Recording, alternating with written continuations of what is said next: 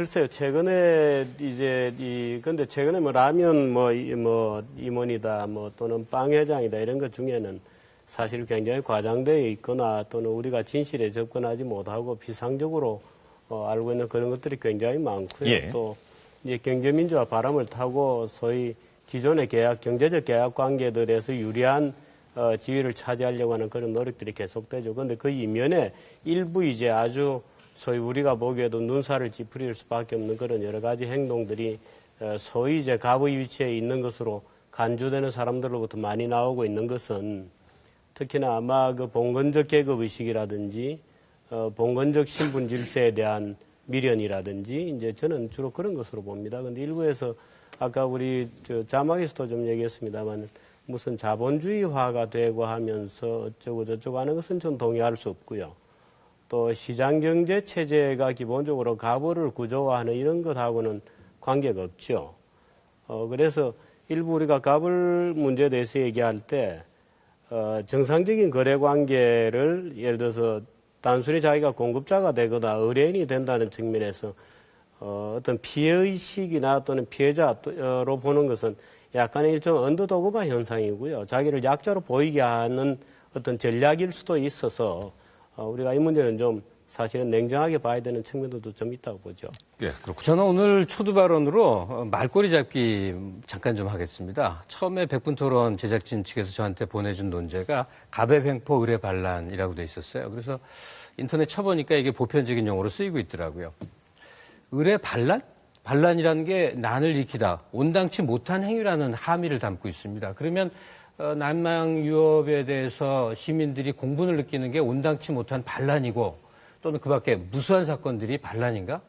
저는 전혀 그렇게 생각되지 않습니다. 반란이 아니라 저항이나 항거 같은 긍정적 의미 부여를 해야 되는데 우리가 왜 습관적으로 반란이라는 용어를 썼을까가 오늘의 관심사입니다. 다시 말해서 기성 질서가 그대로 유지되는 것이 온당하다는 일종의 체제 수능적 사고가 뿌리 깊어서 생겨난 문제라고 저는 일단 봅니다. 또 하나, 갑을 전쟁 시작되나가 이제 여기 들어와 보니까 있는 제목인데 새삼스럽게 시작된 거 아닙니다. 갑은 언제나 똑같았습니다. 만약에 갑과 을의 이 대립 관계에서 문제가 있다면 제가 오늘 이 시간에 기회를 갖고 말하고 싶은 건 을이 문제라는 얘기를 하고 싶어요. 을에 대한 문제 제기를 하는 것이 온당한 논의의 방향일 거라고 저는 믿습니다. 예, 그 논의. 선동적인 그런 말씀을 하시는데요. 예를 들어서 대기업이라고 해서 다 무조건 갑이 되고 그런 것은 아닙니다. 시장에서는 누구나 을이죠. 예를 들어서 대기업들도 물건을 팔아야 되고 남양유업만 하더라도 최근에 매출이 줄고 우연 매출이 줄어서 아주 고전하고 있죠. 그 소비자들에 대해서는 을이거든요. 또 대기업들이 예를 들어서 30대 대기업 중에 벌써 한 15개 정도가 망한 거 잘 아시잖아요. 그 대기업이 항상 무슨 갑의 위치에 있고 이렇게 위계 질서화되어 있는 것은 아니죠. 끊임없이 말하자면 변환되고 있는 거고 지금 남양유업 얘기를 하셨습니다마는 우리 중에 사실 진실이 무엇이었던지를 아는 사람은 거의 없다고 봐야 되지 않겠습니까? 예를 들어서 아까 대기업의 정규직 사원 이렇게 얘기하셨지만 제가 알기로는 그 고졸 사원으로 알고 있고요. 고졸로 들어온. 영업직 사원이 무슨 굉장한 힘이 있겠어요. 그런데 그 대화 내용에서 말하자면 욕설한 부분만 공개가 되었었던 거죠. 그 전에 어떤 대화가 있었는지 우리 전혀 모르죠. 그러니까 말하자면 편집되고 공개된 것만 가지고 그것을 우리가 그 권력 관계의 전부였다고 판단할 근거는 전혀 없죠. 예를 들어서 라면 문제만 하더라도 그 라면 포스코의 임원이 초급 임원이 비즈니스를 처음 타보는지 어떤지 모르겠습니다만은 결국에는 잡지를 말아서 그 스튜어디스를 때렸다는 건데 물론 그 행위 자체는 용서받을 수 없는 행위인데 거기에까지 이르는 복잡한 프로세스가 어떻게 되었는지에 대해서는 우리 알지 못하고 있어요. 거기에도 보면 비행 일지라고 하는 공개되어서는 안 되는 항공사의 대회비가 공개가 되었어요. 말하자면 오히려 이건 이상하다. 아주 일부분의 일방적인 얘기가 나오면서 완전히 매도되는 오히려 분위기가 되고 있어서 예를 들어서 빵 회장 사건이라는 것도 그 빵 회장이 차를 갖다 댔는데 거기에는 국회의원만 되는 곳이었어요. 그러니까 국회의원이 아닌 당신이 비키라 하니까 이제 야 국회의원만 왜 특권이냐 하고 갖다 대는 거죠.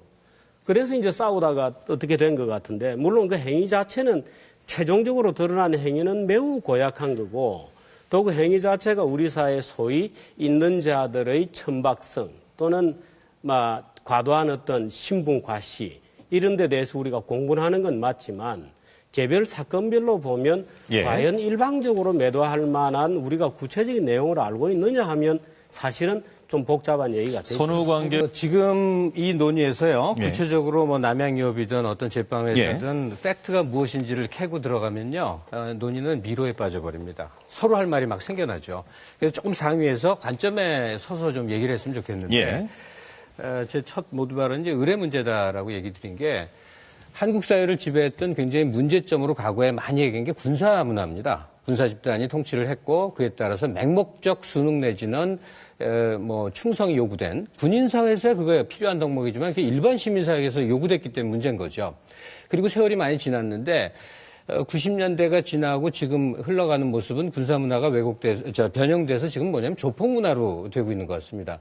그러니까 군사 문화와 조폭 문화의 차이점은 어쨌든 맹목적 순응이라는 점은 동일한데, 조폭 문화는 이익이 되면 어떠한 명분도 상관없이 조직의 배신이건 뭐건 물불을 가리지 않고 무슨 짓이든 한다는 게 조폭 문화의 특징입니다. 그게 많이 지금 투영된 곳이 학교라고 일단 생각을 하고요. 그 얘기는 뭐 다른 논점으로 얘기를 해야 되겠지만, 대학 올해 들어간 대학 신입생인 제 아들 녀석이 선배를 길에서 만나면 큰 소리로 인사와 학번을 외치고 이 병영 같은 모습, 그렇게 일반적인 모습이라는 얘기를 듣고 깜짝 놀랐는데, 기업에서 성과를 올리는 것이 기업 시스템이 갖고 있는 건강한 것을 이용하고 있는 것이 아니라 정말 조폭적 위압이라든지 무슨 수단을 써서라도 하여간 돈벌이에 도움이 되면 그 사람은 능력 있는 사람은 인정되는 그런 식의 풍조가 상당히 이제 만연해 있다. 그리고 그 사람도 어디선가에는 을의 위치에서 분명히 당했을 것이다. 그러니까 갑과 을이 끊임없이 동일한 사람에게서 반복되고 다른 사람에게 이전되면서 모두가 어떤 조건에서 갑 상태가 되면 횡포를 부리는 것이 마침 마땅한 것이냐 하는 전반적인 사회 분위기를 느끼게 됩니다.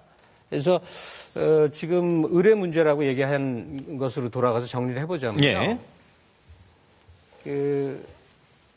을은 순응하는 것이 훨씬 1차적으로 이롭습니다. 신분상 불이익이 당할 수도 있고 대리점을 하면 대리점을 놓칠 수도 있어요. 그래서 작은 이익을 위해서 현재 이득을 포기하는 것이, 그리고 무슨 명분보다는 나의 이득이 더 중요한 것이 보통의 을의 삶이에요. 이것을 만약에 어떤 용어를 붙인다면 전형적인 노예의식입니다. 근데 우리 사회는 갑의 횡포에 대해서는 수많은 토론과 논쟁과 비판을 해왔지만 정작 을이 가져야 될 정당한 자세에 대해서는 생각해보지 못한 겁니다.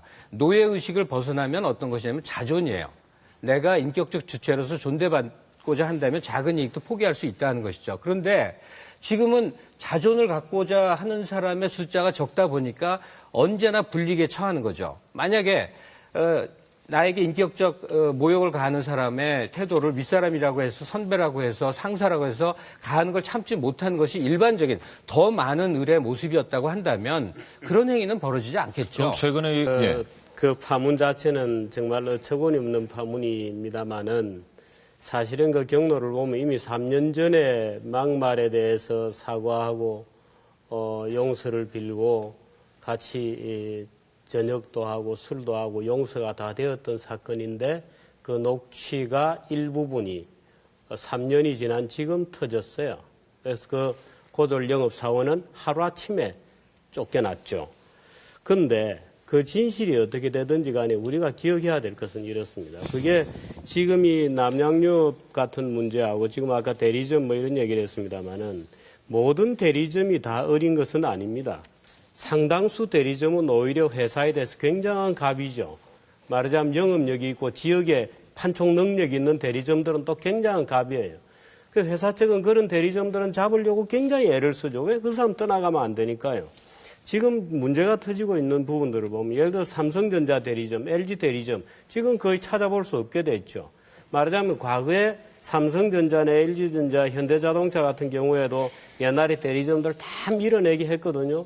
어느 기업이고 목표가 없는 기업은 존재하지 않습니다. 그러니까 이번 달에 영업 목표가 얼마다 그러면 자동차를 얼마 판다, 핸드폰을 얼마나 판다, 텔레비를 몇 대를 팔아야 되겠다고 목표를 정하면 전체 대리점하고 협력해서 이제 팔게 되죠. 그런데 그 기업들의 영업이익률이 조금씩 높아져서 밀어내기가 필요 없어지고 밀어내기 같은 어떤 족쇄로부터 벗어나는 기업들은 성공한 기업들이 되죠. 그 국제시장으로 나가게 되고 국제시장에서 플레이어가 되고.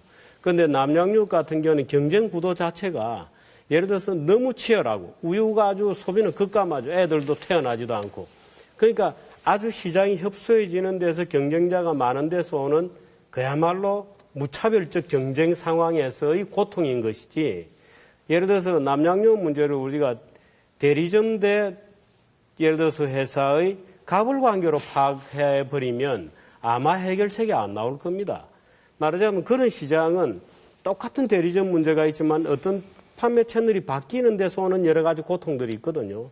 예를 들어서 판매 채널이 마트 같은 데로 바뀌고 편의점 같은 데로 직배 체제로 바뀌면서 대리점 체제가 와해되고 있다든지 전자 같은 경우는 대리점 체제가 거의 다 지금 무너져 버렸죠. 그러니까 말하자면 그런 데서 오는 산업 변화가 만들어내는 경제 조건의 변화가 극도의 말하자면 그 해당되는 변화의 부분에 있는 분들에게 고통을 주는 것이지 그것이 우리가 얘기하는 예를 들어서 뺨을 때렸다 뭐 잡지로 머리를 쳤다 하는 그런 종류의 어떤 위세를 부리고 젠체하고 하는 이 천박성 말하자면 문화적 특성이라고 볼 수 있는 예를 들어 한국 사람들 동남아 가면 뻑이고 유럽 가면은 좀 겸손하고 뭐 이런 식의 어떤 이중적 어떤 갑의 태도 이런 것과 지금 대리점 문제 이런 거하고는 상당히 차이가 좀 이걸 있다고 두 가지 무너진 문제랑 동일시하는 것은 곤란하다고 지금 경제적인 측면에서 말씀을 해주셨는데요. 예. 지금 남양유업 문제를 시장 경쟁이나 뭐 시장 환경 변화에 따른 마찰의 일환으로 보신다면 조금 이상하다고 저는 생각이 듭니다. 왜냐하면 우리 일상적으로 겪지 않습니까? 지금도 뇌리에 생생합니다. 한보철강 사태 때 청문회에서 정태수 회장이 그러죠. 자기 경영사장들을 향해서 머슴들이 뭘 안다고. 기업 오너의 뇌리에 자기 경영사장들의 존재는 머슴이었던 거예요. 그러니까 그런 우리 일상 다 망하죠. 피존도 그렇죠. 망합니다. 피존도 그렇죠. 네. 지금 일상생활에서 벌어지는 그냥 상전과 하인의 관계 이 각도로 봐야 되는데 그거는 시장 질서가 아주 좋아도 그래도 더 그렇습니다. 현실적 강자가 되니까. 잠깐 역사로 넘어가 보면요. 우리 노예제에 대해서 조금만 좀 얘기를 해야 돼요. 세계 역사에 노예제라는 게 항상 존재했는데 완전 노예제와 반노예제라는 게 있는데 우리 경우는 우리의 노비, 조선시대에 등장했던 노비는 완전 노예제라고 해서 개인의 재산, 개인적인 가족관계 등등 형성될 수 없는 가장 악성의 노비제도였어요. 노예제도였어요.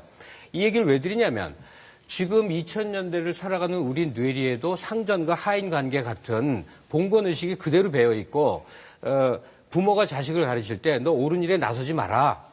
그러면 괜히 너만 모난돌이 정 만든다. 중간에서 가만히 있어라. 이런 식의 교육 풍토 속에서 우리는 살아가는 겁니다. 그러니까 의뢰 입장이 되면 내 자존을, 내 자존심을 좀 꺾더라도 내가 좀 하인이나 노비처럼 굴더라도 나한테 이득이 되면 무슨 짓이라도 할 수 있어라는 그 풍토 이것이고요. 또 하나 을 중에서도 높은 을들이 있습니다.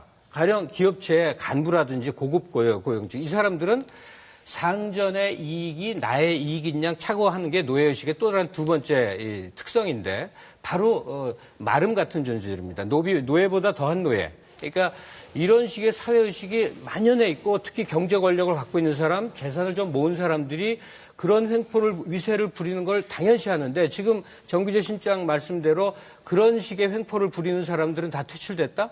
천만의 말씀입니다. 일반적인 기업에서 얼마든지 일상에서도 볼 수 있는 모습이거든요.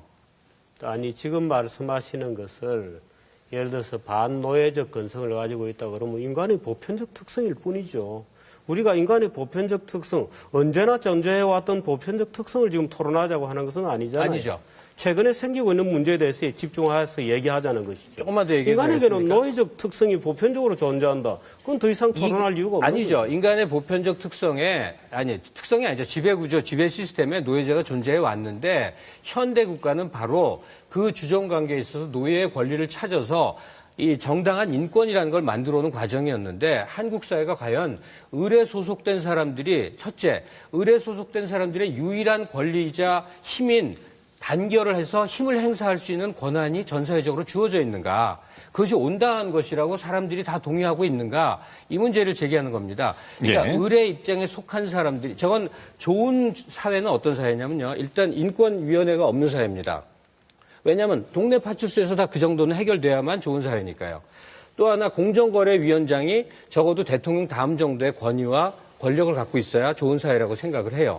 그런데 어쨌든 의뢰 위치에 있는 사람들이 하소연할 곳도 모두 없습니다. 다 이례적으로 지나가 버리는 사건으로. 지금 분명히 남양유언빌도 사건처럼 지나가고 피존 불과 몇 달 전에 일인데 우리는 까마득히 잊고 있어요. 예. 다시 말해서 의뢰 문제라는 거예요. 을이 집단화하고 단결해서 자기 목소리를 내서 그것을 정당화시켜서 정당 체제로 발전시켜서 집권의 목표를 가져서 사회적 균형을 이루는 미국이나 예. 프랑스나 이런 선진 시스템으로 가는 과정인데 지금 우리는 너무 낙후되어 있다는 얘기예요. 알겠습니다. 경제민주화의 그 조치를 해서 이 사적 거래 관계에 정부가 개입하거나 법률로서 관여하거나 또는 사법의 영역을 공법화해서 거래 관계가 잘못되면 예를 들어서 갑으로 생각되는 기업의 업주를 징역형을 보내거나 또는 징벌적 손해배상을 3배씩을 때리거나 하는 것이 마치 을을 도울 것이다. 이렇게 주장을 하시는 것 같은데 전혀 그렇지 않습니다. 그래서 그 문제가 복잡한 것이고요. 그게 선거를 앞두고 그야말로 뭐 쉽게 생각하는 그렇게 하면 을들이 고단하다. 을을 도와주는 법이라고 하는 것으로 총론에 찬성했던 여론들이지 실제로 그 개별적으로 하나하나의 법들이 실제로 을들을 보호할 것인가를 놓고는 굉장한 논쟁들이 있어요. 그게 일자리를 만들어낼 거냐, 못 만들어낼 거다. 그게 을을 보호할 거냐, 안 될 거다. 을 자체가 죽어버릴 거다 하는 굉장히 많은 논쟁이 있기 때문에 문제인 것인데 예를 들어서 우리가 착하게 살자 이렇게 얘기하면 만인이 찬성이죠. 근데 어떤 방법이 착한 거냐 이렇게 들어가면 얘기가 완전히 다른 겁니다. 그런 것처럼 경제민주화 이러면 굉장히 좋아 보이지만 실제로 예를 들어서 이런 거죠. 이번에 통과된 프랜차이즈 가맹점법에 이런 것도 있어요. 프랜차이즈 사업주는 프랜차이즈 가맹점주들에게 예상 매출액을 서면으로 제시해야 돼요. 예상 매출액을. 예상 매출액에서 현저히 못 미치면 손해배상을 해야 됩니다. 아니, 누가 장사를 하는데요? 누가 장사를 하는데 내가 프랜차이즈를 한다. 그럼 매출액이 그게 얼마 정도 될 거요. 근데 그렇게 약속한 것보다 훨씬 떨어진다. 그러면 손해배상을, 징벌적 손해배상을 3배를 해야 되는 법이 확정이 돼 있어요. 아직 물론 본회의는 통과는 안 됐지만. 예. 그런 어처구니 없는 법을 경제민주하고 을을 지원해 줄 거라고 얘기한다면 정말 무서운 착각이죠. 예. 한사회에 이제 극복 과제가 있습니다. 가령 지금 경제민주화 얘기를 하는데 저는 경제민주화라는 용어는 굉장히 모호합니다. 정치민주화는 뜻이 딱 오는데 그보다는 경제정의가 더 정확한 표현이라고 생각을 하는데 어쨌든 재벌 해체라는 사회적 그 어떤 과제를 해결하지 않아서 모든 문제가 생기는 거죠. 우리가 아는 모든 선진국도 재벌 비슷한 존재들이 있었습니다. 그런데 지금 우리가 4대까지 내려오고 있는데 몇 대 이상이 되면 자 보세요. 가문이라는 거는 한 가문이 이제 대기업 집단을 실질적으로 지배하는 것인데 식구들은 많은데 주력 기업에 들어갈 사람들은 그 집안의 핵심적인 사람들입니다. 그러면 반개 4천, 5천, 6천, 7천, 8천들은 돈은 어마어마하게 많은데 할 일은 없으니까 휴지도 순대도 라면도 뭐 온갖 데 다 진출을 하는 거예요. 이게 어떤 문제를 낳느냐 우리 잘 알고 있듯이 독과점을 낳는 겁니다. 즉 재벌 그룹 한 덩어리에서 생산하는 상품이 있기 위한 수많은 자재들, 중간 관리의 물건들이 수많은 헤아릴 수 없이 많은 업체들이 서로 경쟁해가면서 납품해야 될 것들이 연고 기업들, 즉 집안들이겠죠. 연고 기업들로 이 시장 이 축소가 이루어집니다. 그 다음에 또 무엇보다도 이거는 좀 조사가 필요하겠습니다만 무성이 나오는 얘기로 재벌 그룹에 납품한다면 납품업체의 이윤율을 3%로 조정한다는 얘기가 있습니다. 이건 확인해 봐야 됩니다만 많이들 하는 얘기입니다. 이 3%라는 게 무슨 얘기냐면 그냥 연명만 한다는 얘기입니다. 즉 납품업체들은 하늘이 무너져도 더 성장해갖고 큰 기업이 될 수 없다는 의미를 갖는 거예요. 즉 재벌 대기업의 독과점이 우리 사회에 얼마나 큰 폐해가 되게끔 현재 와 있는지는 새삼 긴 토론이 필요 없는 거예요. 제가 확인해 드릴까요? 한 가지 얘기를 제가 확인해 드릴 수 있는데요. 예. 영업이익률 3%로 제한하는 것은 한국 재벌이 아니고 애플이고요. 삼성전자는 스마트폰 영업이익률이 보장해 주는 게 거의 지금 주고 있는 게 11%, 12% 정도 됩니다. 예, 어쨌든 예. 재벌 가문의 그러니까 조금 오너 그런 거는 집안으로 좀 태어났다는 정확하게 이유 얘기하세요. 때문에 큰 기업을 마음대로 경영할 수 있는 권한은 반드시 철폐시켜야 되고 소유하는 건 누가 모르겠습니까? 큰 기업의 주식을 많이 소유해서 지분을 갖고서 소유주로서 권한을 행사하든 뭐 부유하게 살든 그건 누구도 뭐라고 하지 않습니다. 근데 지배권을 행사하는 문제에 대해서는 지난 민주정부 시절에 여러 가지 그 제도적 틀을 통해서 예. 제어하려고 했고 그다음에 박근혜 대통령도 후보 시절에 한 5가지 유력한 정책으로 하려고 하다 다 포기해버린 그것을 우선적으로 해놔야 소위 사회적 갑을, 기업 간의 갑을 이 체제에서도 기초가 마련되는 게 아닌가 하는 겁니다. 지금 조금 정규진 실장님 이야기가 좀 충격적인 데가 있어가지고 제가 이제 반론을 좀 해야 되겠는데요. 지금 저 예, 아까 그 뭐, 어떤 부분 말씀이신가요? 아까 뭐 추상적으로 경제 민주화는 좋은 말 같이 들리지만 실제로는 을에게 도움이 안 된다. 이런 취지로 말씀을 예. 하셨는데요. 예. 다소 충격적으로 저는 들립니다. 이번에 그 가맹 사업을 개정하면서 이제 중요한 내용이 24시간 영업 강제를 폐지했고요. 그리고 이제 과도한 해지 위약금을 이제 물리는 것을 폐지하고 영업 지역을 보호하고 이런 것들이 이제 핵심 내용이 들어갔습니다. 지금 편의점 가맹 계약의 경우에는 영업이익이 나게 되면 영업이익의 35%는 무조건 본사가 가져갑니다. 모든 비용은 가맹 점주가 이제 부담하게끔 돼 있고요. 그래서 이제 손해가 나든지, 그러니까 가맹 점주가 손해가 나든지 이득이 나든지 무조건 가맹 본부는 이득을 취하게 돼 있기 때문에 24시간 영업을 강제하면 무조건 이득입니다. 아니 그래서 손해가 근데 야간에 그래서 매출이 안 우리나라 떠도 전체 가맹 사업자들 중에 몇 명이나 지금 살아 있습니까? 모든 가맹 사업자는 다 돈을 벌고 모든 가맹 점주는 다 빈털터리가 되었나요? 그래서 이제 그러니까 그런 장사가 안 내용들은요. 되면은 이제 그만 이익을 해야 볼 때 되는데 이익을 보면 프랜차이즈 본사가 얼마 가져가고 그 가맹점은 얼마를 가져가고 하는 건 사적 계약의 영역이죠. 그러니까 사적 국가가 계약이 정해준 게 불공정하다 아니라는 이 겁니다. 이야기를 드리는 겁니다. 그러니까 사적 원래 계약의 계약이 그렇게 돼 영역을 있었어요. 너 24시간 영업해라. 그리고 뭐 너 장사 그만두면 해지 위약금 몇 천만 원씩 물어라. 계약서에 이렇게 돼 있단 말입니다. 이게 정당한 그 대등한 당사자 간의 자유로운 계약입니까? 그렇지 아니, 않아요. 그런 프랜차이즈라면 지위가 예를 있는 들어서 자가 가맹 본부가 자기의 지위를 남용해서 불리한 조항을 한꺼번에 막 넣어놓기 때문에 이거에 대해서 법과 공정거래위원회가 단속을 해야 된다 이런 주장인 거죠 지금. 아니 그 계약을 선택하는 것 자체도 자유의지로 하는 것이죠. 그렇게 해서 보호받으면 다른 이미 기존에 진출해 있는 프랜차이즈만 기득권을 갖게 되는 거죠. 그래서 최근에 프랜차이즈 규제가 나오면서 이미 진출해 있는 프랜차이즈 중에 장사 잘 되는 것들은 권리금이 굉장히 올랐어요. 왜? 특권이 창출되었기 때문에. 그래서 어떤 프랜차이즈를 예를 들어 자영업을 하려고 하는 자영업주들이 내가 어떤 프랜차이즈를 선택하느냐는 것부터가 자기의 자유죠. 누가 끌어다가 네 이 사업을 억지로 해라고 시키지 않았거든요. 그래서 각 프랜차이즈마다 조건을 제시하고 그 조건을 선택하는 겁니다. 예를 들어 24시간 우리는 해야 된다. 업무의 특성상. 우리는 편의점을 하는데 24시간 안 하면 안 된다. 이 지역은 어떻게 이렇기 때문에 우리는 이 지역에서는 24시간이 아니라 25시간도 해야 된다고 본다. 나는 25시간 그러면 못 한다 그러면 그 프랜차이즈 안 하면 되는 거예요. 그건 사적 계약의 영역이죠. 그게 영업할 자유잖아요. 아니, 안 하면 그 자유 안 하면 그만인 기업인 것입니다. 다섯 분이 되게 경제민주화는 무조건 찬성 쪽이시니까 저희한테 5배의 발언 기회를 주셔야 되는데요. 5배까지는 못 드리고 이번 기회는 드리겠습니다. 말씀 듣고 현 예를 들면 그게 정치적 슬로건이라는 거하고 하도 그래 보십시오. 예를 들어서 원가 후려치기라고 얘기하지 않습니까? 원가 후려치기를 보세요. 원가 후려 조금 약간 설명을 드리면 우리 세 사람이 똑같은 업자입니다. 갑하고 우리는 다 어려요. 예를 들어서 어떤 회사에 납품을 한단 말이죠. 그럼 그 회사하고 우리하고 경쟁하는 게 아니에요. 공정한 경쟁은 우리 사이의 경쟁이잖아요. 그런데 예를 들면 원가를 정말 지도하게 관리하지 않으면 정말 원가 혁신한 기업이 집니다. 시장에서는. 말하자면 무엇이 공정한 경쟁이냐. 우리끼리 박 터지게 싸우는 게 공정한 경쟁이죠. 예를 들어서 갑을 비틀어 가지고 기왕에 내가 거래를 하는 내 납품업자인데 경쟁자가 이미 있어요. 나를 꺾고 누르고 납품권을 딸 수 있는 경쟁자가 있는데 나를 지금 거래하는데 갑이 나를 목을 조르고 있다고 야, 갑 꿀밤 줘가지고 내게 더 주라 그러면 나머지 두 사람이 오히려 죽죠.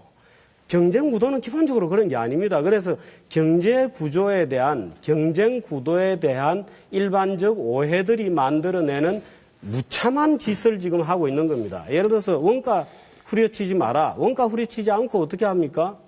예를 들어 지금 생수시장 싸우는 거 보시죠. 그 생수시장 우리가 편의점에 생수 사러 가보면 생수 가격이 요즘 어떻게 되는지 느끼죠.